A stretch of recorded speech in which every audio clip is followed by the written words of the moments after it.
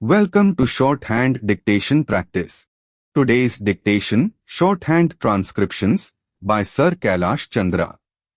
Transcription number 11 at 100 words per minute. Get your pen and notebook ready.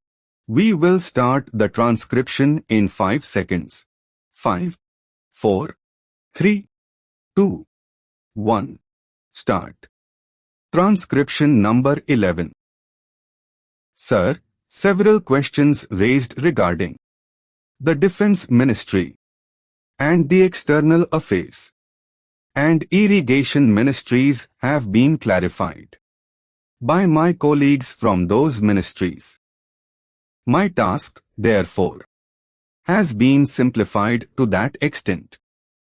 Before I go to the questions, financial and economic, raised by several members, I should like to clarify 1 or 2 points, which are more administrative than economic or financial. One of them was raised by my friend. He raised the question about the recruitment by the Assistant Superintendent's Departmental Competitive Examination, and particularly about the examination held in 1960. He said that about 6 lakhs rupees were spent for the 1960 examination, and later it was declared that no vacancies were available.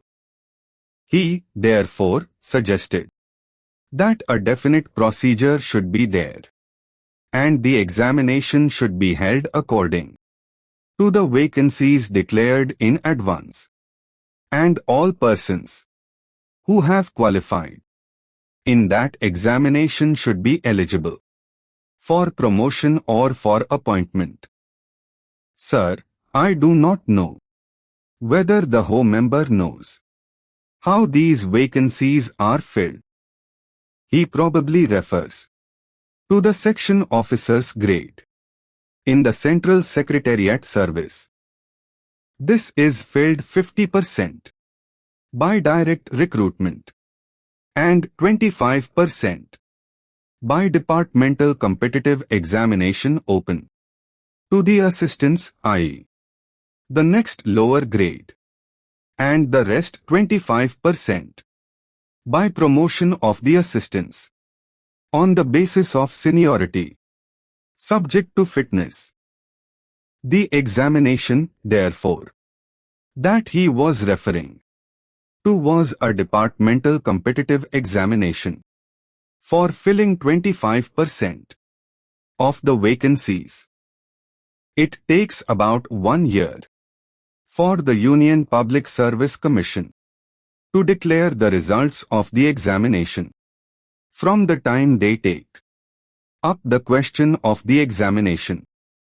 It is not, therefore, possible to declare the number of vacancies to be filled in from the very beginning. To declare them just when the results are out is more realistic, and that is what is done. Sir, if the examination is treated as a qualifying examination, the number of persons who will thus become eligible for appointment will be quite unrelated to the number of vacancies to be filled in, and then the very situation which the member wishes to avoid would arise. It would not then be possible to hold any of the examinations at regular intervals, and promotions against this quota would become very fitful. The member also suggested that the rules for recruitment and promotion etc. should be uniform for all ministries, whether participating in the Central Secretariat Service scheme or not. It must be, and this is so, except for the Ministry of External Affairs and the Railways. These have different rules But these rules are very much similar, and there is not much difference. But because these persons are recruited for different purposes and by different agencies, they are separate. Therefore, his purpose in saying that there should be uniformity is almost carried out.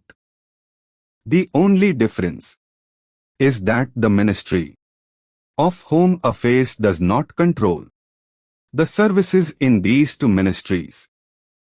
Then, sir, questions were raised about backward areas and the backward states, and also about the city of Calcutta.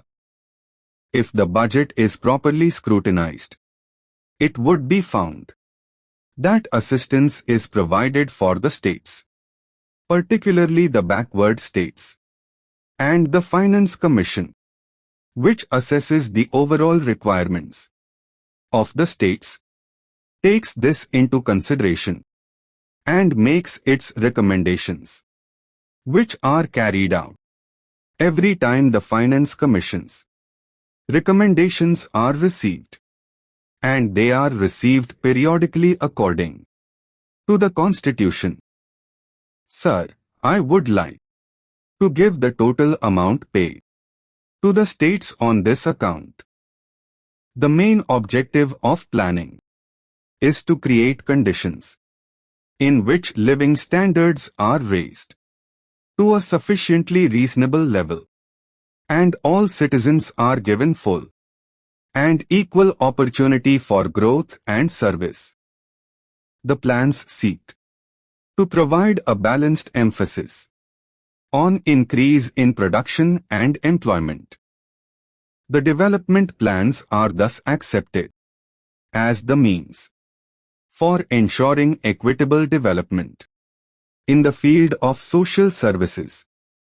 There is no reason to suppose that the needs of the less fortunate or prosperous states are being neglected. But it would not be proper to expect that all these differences could be wiped out now immediately. It must be seen whether we are going towards that very end or not. We are deliberately going towards that end, and we hope and trust that in course of time, these inequalities would be wiped out. If not completely wiped out, at any rate they would be lessened. My Ho friend complained about inadequate provision included in the plan for the growing requirements of the city of Calcutta, where even the basic services like water supply, sewage disposal and drainage were not being augmented, and that the central government was not enthusiastic about solving these difficulties. This completes today's dictation. Practice well and see you in the next session.